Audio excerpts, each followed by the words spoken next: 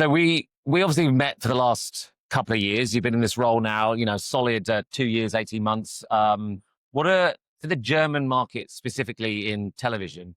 What are the main challenges you're seeing for that path for growth for TV in your market? Yeah, the main challenges is that you still have a high reach and linear TV, and of course, the future is streaming. So there is no doubt about it. And I think for us as RTL, but also as Ad Alliance, it is to combine it, to give it back to the clients as a total reach thing. So that is in a technical logic, but also in terms of advertising product logic to bring these two channels together. So that I would say is the main challenge for all of us. And that's just measuring your frequency and your reach, your incremental reach across linear and digital. That is still not solved in your market? Actually, we as Ad Alliance, we have, for example, a kind of analytic product where you can measure right now a cross-media campaign, and you see the incremental reach of ATV or CTV. That is already possible, but it's not a market solution. And normally, clients and agencies say, "Okay, it's good that you as Ad Alliance have that project or product, but we need it for the whole market." So it's also a jig topic, no doubt about that. But we wanted to have already now a kind of analytic product, to give more visibility to the market and to our clients. So in a lot of markets, they're doing that. The UK, they call it C-Flight, and a lot of other markets, they are working together with obviously the competitive broadcasters and with streamers. Is that coming together in Germany, or is it just not quite there yet?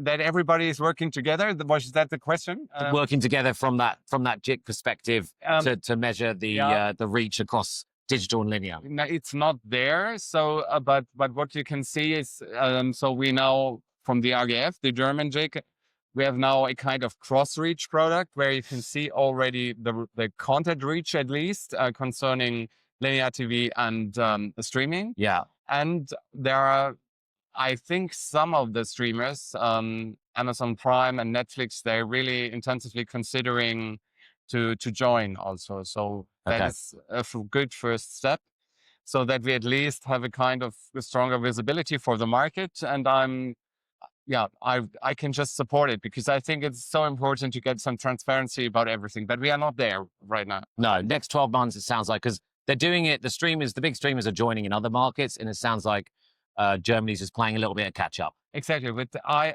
at least I would really appreciate it, because I think it's important to get more transparency. Absolutely. So every market faces this challenge. Linear is the driver in terms of viewership and income, and then we're making it up with digital audiences. Yes, it's the same everywhere. How's that? How are you guys meeting that particular challenge? Where's the viewership from the linear to the digital side, and how are you doing in terms of making up the numbers in terms of revenue as well?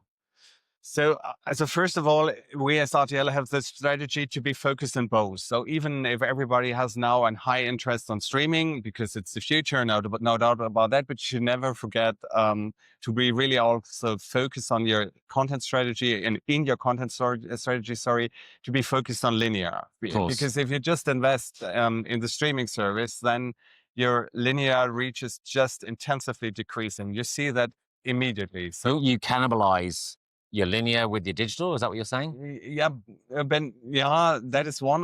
But that is happening anyway. I say so. What you can sometimes see in other houses have different strategies. But if you're not focusing and also in investment a lot in linear TV, and just shift a lot in your content budget of streaming, then you probably reach your streaming targets. But the linear reaches even more intensively decreasing, because it's less quality. So you really have to invest in sports. You have to in live events. We have a very strong news news formats, which are so important to get people back also in linear TV, because that's the reason people come, because you never want to see news catch up, but not sports events, neither, not events like Let's Dance. You want to feel the live moment. So you have to invest in that. And that is, I think, one of our first pillars in our content strategy, to do both with a strong focus. So that's the first thing. And then when you, we as a advertising division, we see, for example, if you take the target group 14 to 59, you still have an enormous reach. When Yeah. you see monthly, you see, What is that reach? I think over 90%. Yeah, it's still. crazy, is it? And Exactly. that's just linear, right? That's just linear. Yeah. And then if you ask, okay, and how many people 14 to 59 are streaming right now? So it is already 65%. So there is always already an enormous increasement. But now the interesting thing comes, if you then just exclude all the users which did not give consent to any kind of advertising, because they are simply not willing for that. Yeah. You just have 35% of German population, 14 to 59, who you can who are reachable via advertising. So, Yeah.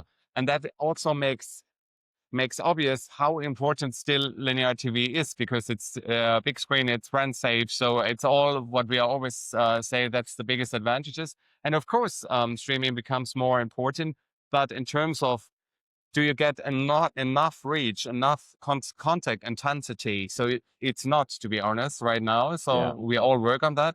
But in my opinion, it will still take years to get these enormous pressure, which a lot of our clients need during 1 week. I think one of the things that I always remark on is the declines in linear have been a lot slower than what everyone has anticipated, and we're going to reach a ceiling.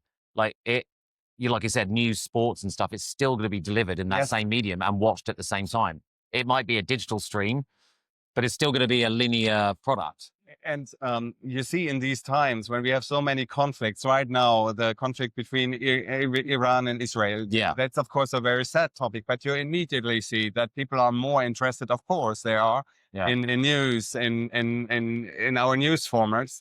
So that is something you can't substitute by streaming. Absolutely. So are you doing things like you're hearing in a lot of other markets, like applying addressable and data segments to your linear in order to, bump the CPMs and extract more value from it that way? So we have now combined products, and I think there the biggest advantage is that you can see, okay, where's the incremental reach. So and when it's about CPM, I would say there's a lot of discussion with clients right now about what is the right CPM. Yeah. So It's always price. It's It's always price. Yeah. So what we do right now in Germany, and there we are really a late follower, because all other markets in Europe are already in a kind of CPM model. We always stayed in this spot by spot model. So, and we now announced in the market that we will change that in the year 28. That's right. And then yeah. 27 is around the kind of changing year, so that we can fix all kind of technical issues until then. Yeah. But we are now really preparing to implement it until 28. That's a huge thing for us, and also Huge. for agencies and clients. So and we do that, of course, to create convergent products. So Yeah. to not differentiate any longer between linear TV and streaming, but to give you the whole video experience, big screen. Is the switch to the CPM model like critical for challenging social video and being able to be a comparison point with them?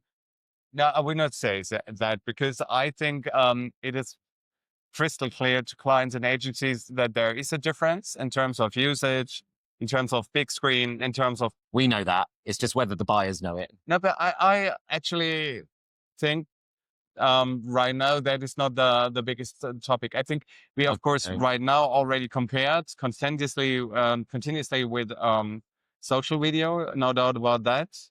And there are all these price discussions, but I would say if I were a client, I probably also would try to let the CPM shrink. But I think when you speak with I think probably here after 1 or 2 glasses of wine, you get the impression that there is still an understanding about that there are different qualities behind. Yeah, they understand that the price premium is justified in premium wouldn't probably environments. say that No. within a negotiation phase, but all in all, I think They tell me that too, but they also tell me that there's a race to the bottom as well. That, the last 15 years, this industry has been guilty of chasing cheap reach. Yes, and I think what will not stop, especially not in these times, is this enormous pressure on price. So, but even if there was no social video at all, there would be an extreme price fight or Yeah. price pressure. So I think that's two different things, I would say. But going back to your earlier point about your investment in linear properties to ensure that audience remains there,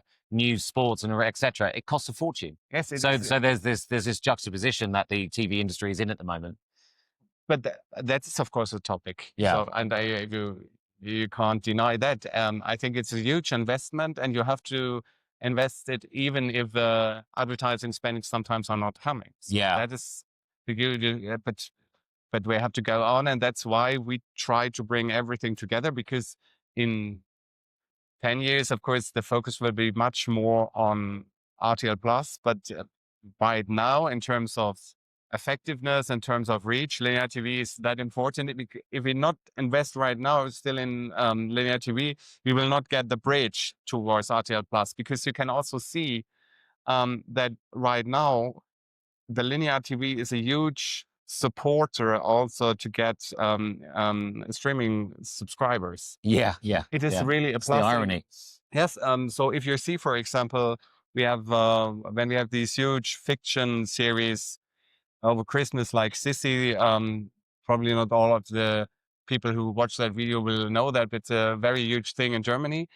And it's just linear broadcasted. You can see that while the series is broadcasted, you can really see that you gain subscribers. Yeah. It's almost a bit strange, because the people obviously see right now the linear version of it, but they still think, okay, I want to be a subscriber of RTL Plus to watch it again or whatever. Yeah. It is, and that is a differentiation between us and, for example, Netflix, because they simply don't have any kind of linear support, so they have to invest a lot in advertising in their campaigns to make the formats big. So, Yeah. and that we have the linear channels to also promote our. I think that's shows. one thing that we forget with the TV companies all displayed here across the world, is that we've got the brand and the heritage within the field of television. Yeah. So the upsell should be natural. I think the problem is we were just, as a TV industry, we're probably just a bit late into the streaming world, and that's natural for incumbents. It's natural. Yes. And I think what'll be interesting, though, is seeing your transition with your linear properties going over to digital, and in a year's time, it'll be fun to catch up to see where you're at with that. Yes. Fantastic. Thank you so much. Thank you for your We meet time. again here in Cannes. I hope so. Okay.